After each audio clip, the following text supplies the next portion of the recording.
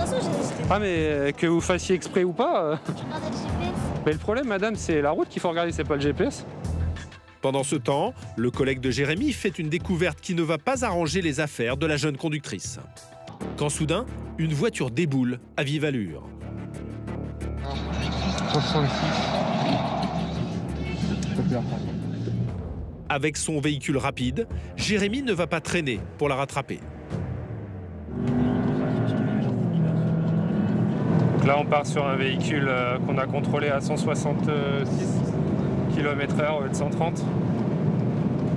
Donc là, l'objectif, c'est d'aller le plus rapidement sur lui pour faire cesser l'infraction, puis après procéder à son contrôle. C'est sûr que nous, on essaie de viser les plus grosses vitesses, mais on va aller voir un peu ce qu'on a. On peut avoir de bonnes surprises. Là. Au volant de cette voiture, une jeune conductrice. Bonjour madame. Gendarmerie de Beaune. Est-ce que vous avez votre permis de conduire sur vous? Vous êtes en permis probatoire? Oui. Oui.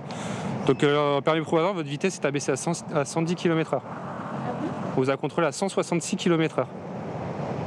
Ça signifie que c'est un excès de vitesse de 56 km/h. D'accord? Un gros excès de vitesse qui va coûter très cher à la jeune conductrice. Donc ce qui va se passer pour vous, c'est que votre permis va faire l'objet d'une rétention immédiate.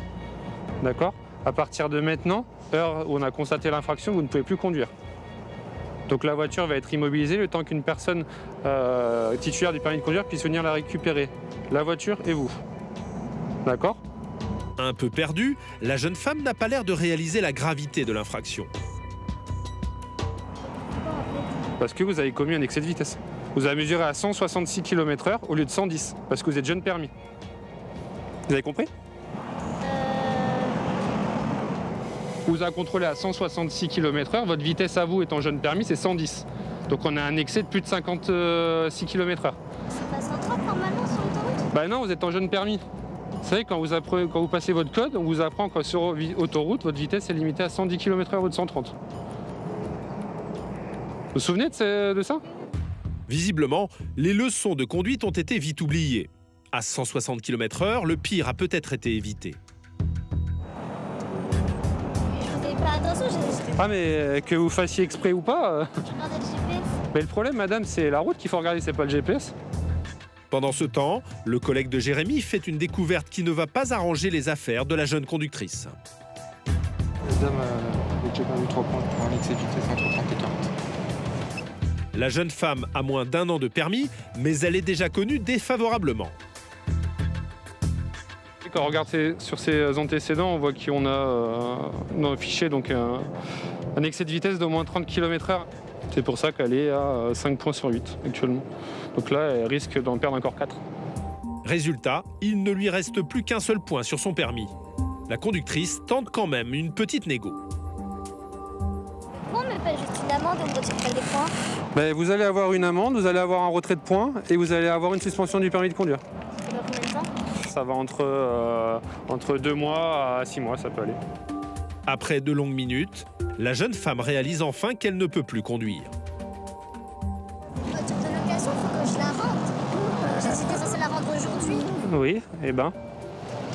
Du coup, ça se passe comment? Eh ben, vous trouvez quelqu'un qui a le permis de conduire, qui vienne vous récupérer, qui ramène la voiture à la société de location.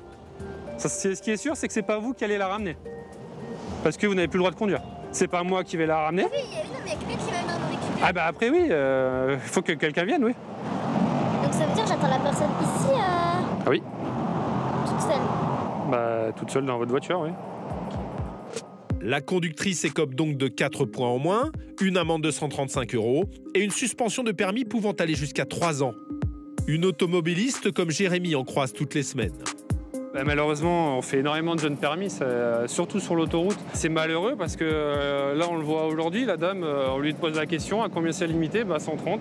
Ça fait 1 an qu'elle a le permis, c'est pas que les vitesses sur autoroute, c'est 110 pour les jeunes permis. Et ça, c'est fréquent. Donc oui, c'est malheureux de se voir que les gens passent un code de la route puis ne connaissent plus les règlements. Enfin, c'est malheureux. C'est bon pour nous, madame? Oui, c'est bon. Ouais, on vous laisse le temps que votre ami vienne, d'accord? Ok? Très bien, merci. Au revoir. Les moins de 30 ans, particulièrement exposés au volant, ils représentent 1/3 des tués sur les routes du département.